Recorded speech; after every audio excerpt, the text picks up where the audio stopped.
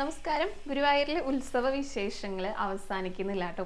ഭഗവാനെ തൊഴുത് ഒന്ന് പുറത്തേക്ക് ഇറങ്ങിക്കഴിഞ്ഞാൽ പല വേദികളിലായിട്ട് നിരവധി കലാപരിപാടികൾ നമുക്ക് കാണാനായിട്ട് സാധിക്കും. ഇതൊന്നും കൂടാതെ വേറെ എന്തൊക്കെ കാഴ്ചകളാണ് ഗുരുവായൂരിൽ എത്തുന്നവർക്ക് ഒരുക്കിയിരിക്കുന്നത് എന്ന് നമുക്ക് നോക്കാം കേട്ടോ. ആദ്യത്തേത് കിഴക്കേ നടയിലുള്ള ചുമർ ചിത്ര പഠന കേന്ദ്രത്തിലാണ്. അവിടുത്തെ ആർട്ട് ഗാലറിയിൽ വളരെ കൗതുകകരമായിട്ടുള്ള ധാരാളം ചിത്രങ്ങൾ, പഴയ ചുമർ ചിത്രങ്ങൾ ഭക്തർക്ക് കാണാനായിട്ട് വെച്ചിട്ടുണ്ട് കേട്ടോ. ഇത് പണ്ട് കാലത്ത് ക്ഷേത്രത്തിന്റെ ശ്രീകോവിലിൽ വരച്ചിട്ടുള്ള വളരെ മൂല്യമേറിയിട്ടുള്ള ചിത്രങ്ങളാണ്. അവിടെ ചെന്ന് കഴിഞ്ഞാൽ കാണാനായിട്ട് സാധിക്കും. ഇപ്പോഴത്തെ ആലിലക്കണ്ണന്റെ ചിത്രം പലരും കണ്ടിട്ടുണ്ടായിരിക്കും, ശ്രീകോവിലിന്റെ ചുമരിൽ വരച്ചത്. പണ്ട് കാലത്തുള്ളത് കണ്ടിട്ടില്ലല്ലോ. അവിടെ പോയി കഴിഞ്ഞാൽ കാണാനായിട്ട് സാധിക്കും കേട്ടോ. അതേപോലെ തന്നെ ആനച്ചമയങ്ങള്, പഴുക്കാമണ്ഡപം. ഇപ്പോഴത്തെ പഴുക്കാമണ്ഡപം സ്വർണ്ണപ്പഴുക്കാമണ്ഡപമാണ്. പണ്ട് കാലത്തുള്ള ഒരു പഴുക്കാമണ്ഡപമുണ്ട്. അതൊക്കെ അവിടെ പോയി കഴിഞ്ഞാൽ കാണാനായിട്ട് സാധിക്കും. പിന്നെ ഒരു കാഴ്ച എന്ന് പറയുന്നത് മഞ്ജുലാലിന്റെ പരിസരത്താണ്. പുഷ്പോത്സവം എന്നുള്ള പേരിൽ കേട്ടോ. മഞ്ജുലാലിന്റെ മുന്നിലായിട്ടാണ് അവിടത്തേക്കുള്ള പ്രവേശന കവാടം. അവിടെ ചെന്ന് കഴിഞ്ഞ് ടിക്കറ്റ് എടുക്കുക, അകത്തേക്ക് കയറുക. ആ പേര് സൂചിപ്പിക്കുന്നത് പോലെ തന്നെ പുഷ്പങ്ങളുടെ അത്രയും മനോഹരമായിട്ടുള്ള കാഴ്ചകളാണ് അവിടെ ഒരുക്കിയിരിക്കുന്നത്.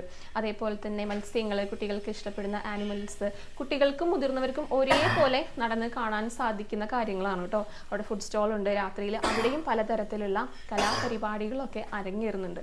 അവിടെയൊക്കെ നടന്ന് കാണാം. അതേപോലെ തന്നെ ഈ പുഷ്പോത്സവത്തിന് എതിർവശത്തായിട്ട് പുസ്തകോത്സവം കൂടെ ആരംഭിച്ചിട്ടുണ്ട്. അവിടെയും പോകാം, പുസ്തകങ്ങളൊക്കെ വാങ്ങാം.